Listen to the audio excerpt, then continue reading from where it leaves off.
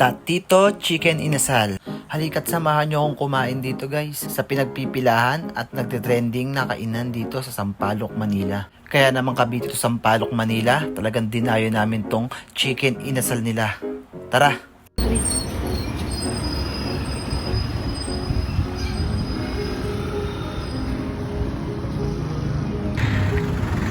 Yo, what's up? Nandito ako ngayon sa Sampaloc, Manila.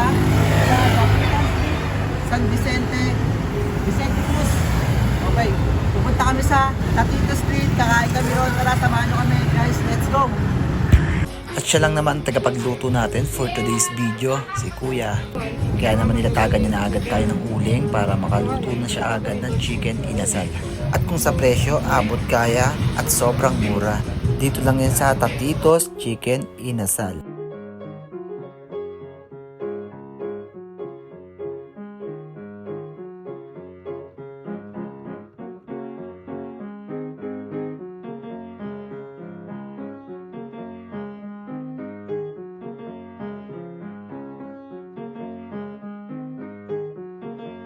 At kaya naman binuksan na yung kalan ni Kuya at nag-prepare na rin siya ng pang fried rice.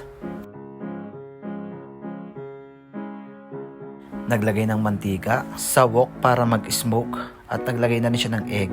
At mas lalong naging kakaiba, naglagay siya ng onion at carrots.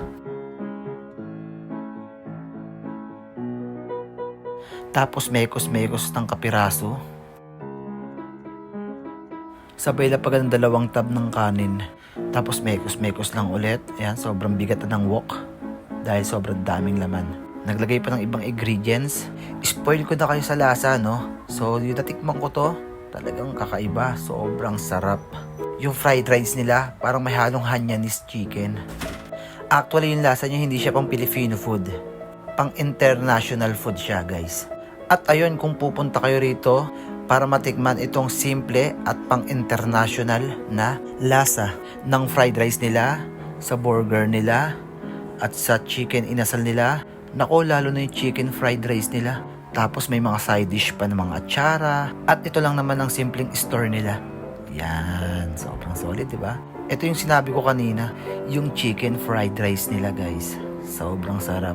At ito naman yung platter fried rice nila na good for 6. At gagawa naman si Kuya ng chicken burger with egg.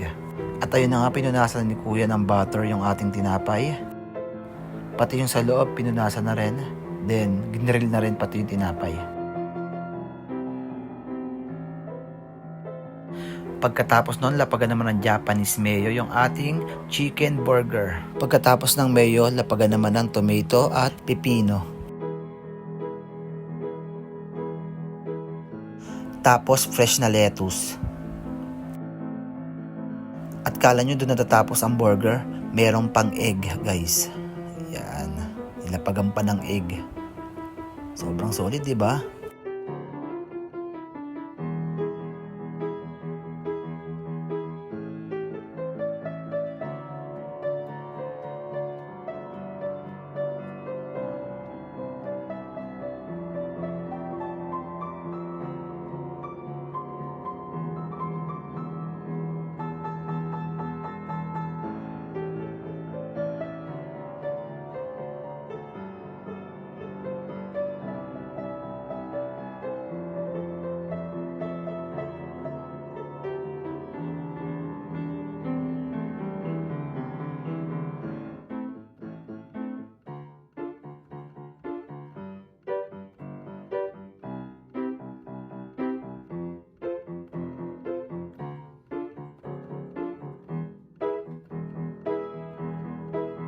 At kung magkano, whole chicken 350, full chicken with rice and sides 420, deluxe Tata Tito sandwich 140, at chicken fried rice.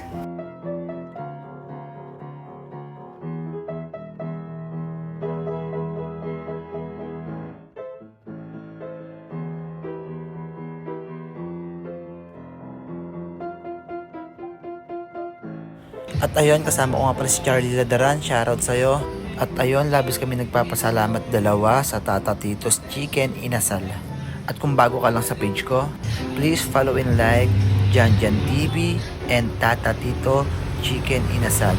And let's go guys. At nag-take out pa nga kami dyan guys ng isang buong chicken para ipagkalat sa pamilya at kaibigan ko kung gaano kasarap. At nagpapasalamat ako sa umabot sa hanggang dito sa video to. Kaya naman pinabalot ko na ang ating take out na burger, fried rice at isang malaking manok. Ayan, sa sobrang laki hindi na kasya.